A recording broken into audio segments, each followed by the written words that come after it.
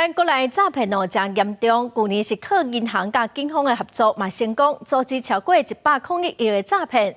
最近台北一个老大人讲要去银行领100万，讲因厝里要装潢，警方问看户调查，才发现讲是投资的诈骗。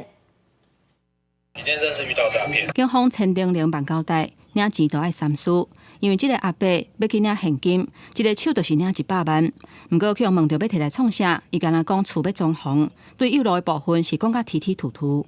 原来这一切拢是诈骗集团教的，因骗这个老阿伯投资实体黄金，去银行领钱，都爱找理由甲行员骗。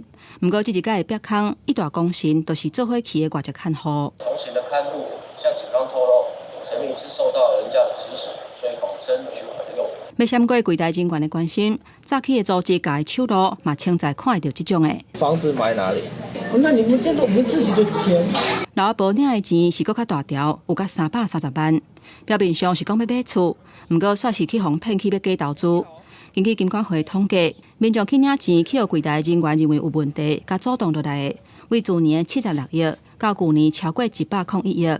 行员甲警方真积极咧抓诈骗，不过诈骗的话术，旧的去用突破，又搁会想新的步数来讲骗。比方说装修款、房屋修缮，或者是购买精品，还有一些像是以公司行号号称是交付货款，这些都是诈骗集团可能教民众在临柜汇款的时候会运用的诈术。常常遇到民众在警方到场之后，仍会坚持汇款，那远警当然是会去持续的向民众说服。甲民众骗钱，诈骗集团用的可疑的关键字，包括厝要装潢、买精品、土地交易等等的东西，要安怎辨识诈骗？